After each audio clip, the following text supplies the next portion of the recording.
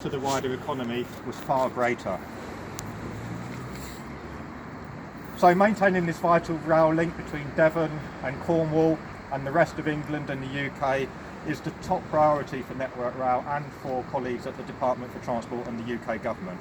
And we've been working really hard to determine what needs to be done to protect this vital rail artery long into the future.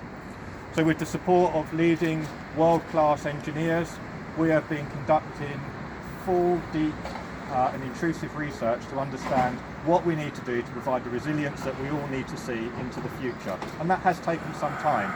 We've been drilling down onto the seabed, we've been taking samples from the sea walls, we've been abseiling down the famous red cliffs, we've been flying drones around the cliffs to make surveys so we're absolutely sure of what we need to do. And then we took several hundred options and whittled them down to the key priorities of work that we needed to do to be able to make this rail line resilient into the future.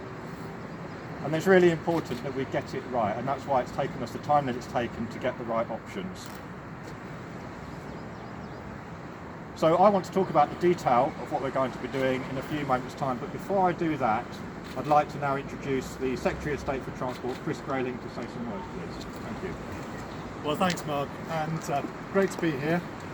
Great to be here on a fabulous sunny day, but also at the start of what I hope will now be the long-term solution to the issues here at Dawlish. This is, as Mark rightly said, an iconic piece of railway, but it's also a fundamental artery for the southwest, and it has to be protected properly for the future. Now, since I became Secretary of State, I've said very clearly I regard this as being the most important infrastructure project in the country. Network Rail, as Mark said, have been working hard to identify what the right solutions are, and we have since 2014 in fixing the railway and putting in place intermediate solutions, and then in developing the technology and the plans for the long-term solution, spent the best part of £100 million. There's much more to do. This is only the start, but I'm here today really for two purposes. The first is to say that we are now going to start the full works, £80 million to be spent on improving the seawall.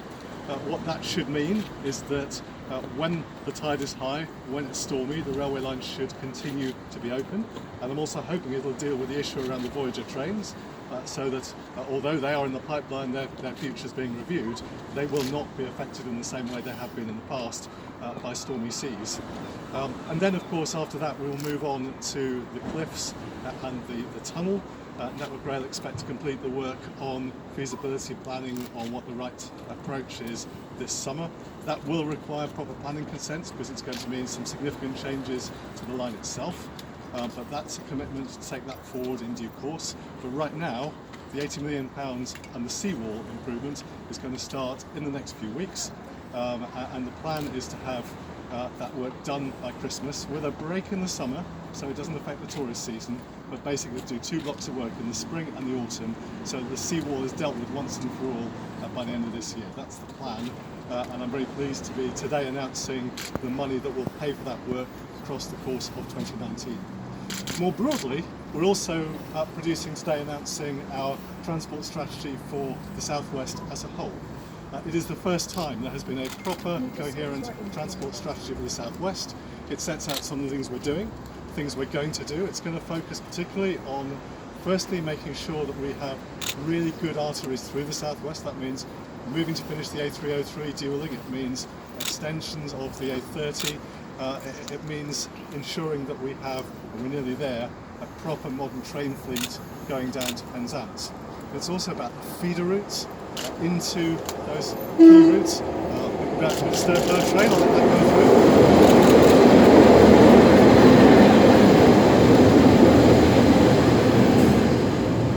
It's also about feeder routes like the North Devon Link Road, the St Austell Link Road, and today I'm announcing a further £25 million for the Forder Valley Link Road in Plymouth. Confirmation of that project is now going ahead. It's one we've been working on for a while. Today is the final confirmation of the investment in that road, and then much more to come as we develop both the feeder routes into those key arteries and those key arteries themselves. And then finally, and again where we are now, really important to have good local links, and I think particularly important is the increased number of train services from Exeter down to Penzance, which are now, the new trains already here and in place. timetable improvements during this year, so we have more regular services. So better arteries through the southwest, better links into those arteries, and better local connections, all designed to unlock economic potential and to provide better opportunities of travel for local people. So that strategy is being set out today, but as I said, top of the list has to be protecting this piece of railway line, and I hope the £80 million that's going to redo this seawall will provide long-term security against those high tides that post-2014 haven't had the same impacts they did in 2014, but they do still from time to time close this railway for a few hours. That too has to stop, and I hope this seawall will deal with that problem once and for all. And Mark will now explain some of the technical details. Thank you very much. Secretary of State, thank you very much. I think we'd all agree your commitment to the government's commitment to not only the railway line but to the peninsula of the South West and the economies here is really welcome. So it's great to have you here. I have to say we are now primed and ready to deliver these works. So it's really great to hear the announcement of funding. We can now proceed. It's actually, it's not that we've been sitting on our hands. We have been working already over this winter. Works got underway back in November.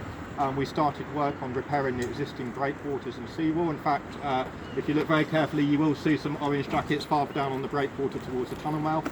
And those of us that are going to walk down there shortly, no doubt, will see that as well. Now, in terms of the actual seawall itself, last week we submitted our plans, our pre-planning, to Teignbridge District Council. We've also issued the tenders for the work to commence, and we do expect that work to commence in the spring.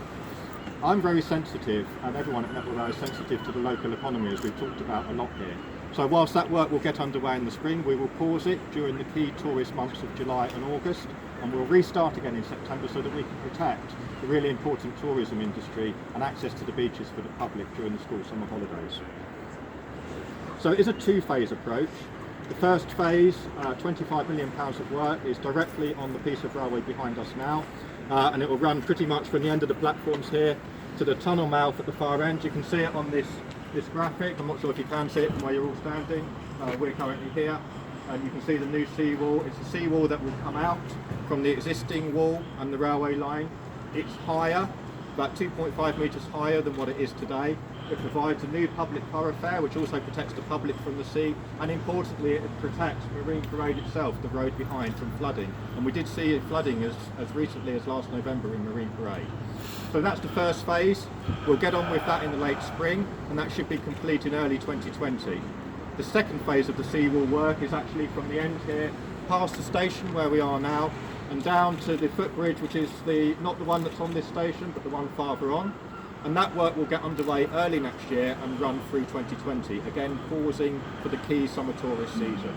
So two important phases, a total of £80 million, as we've heard announced this morning from the Secretary of State. I've talked already about how important the local economy is and how we'll pause work to protect the local economy and make sure the tourists still come here through the summer.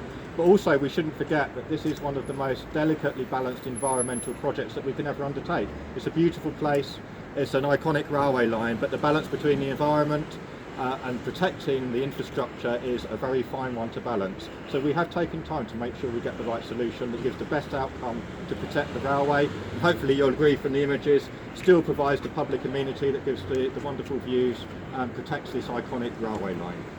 So this is a really important milestone in the protection of the seawall and the railway line between Exeter and Newton Abbot, and I'm really delighted that you're all here today to celebrate that and to hear the announcement of the funding from the Secretary of State. So thank you for coming along.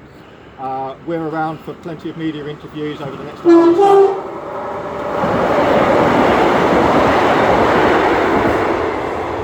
Just wait for that to pass. What we're going to do now, so just listen carefully, we are going to go for a walk.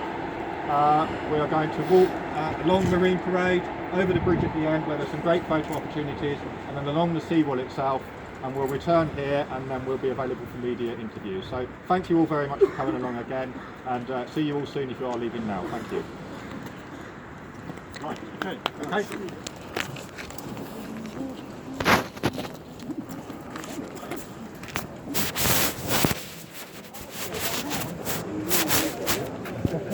okay.